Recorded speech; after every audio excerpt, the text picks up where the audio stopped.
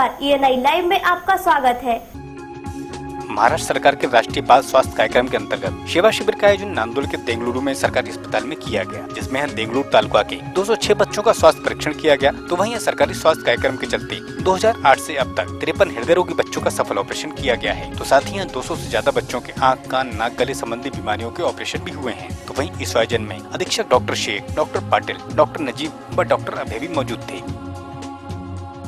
आणि आपण ऑदर शस्त्रक्रिया ज्या की क्लेप पॅलेट आहे, जे टाळू दुभंगलेले टाळू, टंग टाय आणि हायड्रोसिल, हर्निया, अपेंडिसायटिस, बाकी सिस्ट असेल, अम्बिलिकल हर्निया असेल, अशा अनेक प्रकारचे वेगवेगळ्या प्रकारचे अदर डिसीजेस यांचे आपण ऑपरेटिव्ह या वर्षामध्ये 2015-16 या वर्षामध्ये 48 जणांचे ऑपरेशन करून दिलेले आहे, जे की आपल्याकडे उपजिल्हा रुग्णालय देगलूर या ठिकाणी झालेले आहे।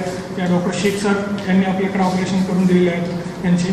तसेच एकूण प्रोग्रेसिव्ह जर आपण आकडा बघितला तर तो नियर अबाउट 200 ऑपरेटिव्हच्या वर आपण या ठिकाणी ऑपरेशन RBSK प्रोग्राम अंतर्गत व शालेय आरोग्य तपासणी अंतर्गत करून दिलेले आहे। देगलूर तालुक्यामध्ये चालत असतो।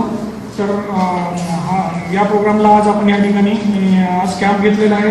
त्या कॅम्पमध्ये आपण टंगटायच्या विद्यार्थ्यांची शस्त्रक्रियेची प्लॅनिंग केलेली आहे। या कॅम्पमध्ये आपल्याकडे doctor Kotgire, doctor Malshetwar, doctor Shaikh sir आपल्याकडं उपस्थित होते।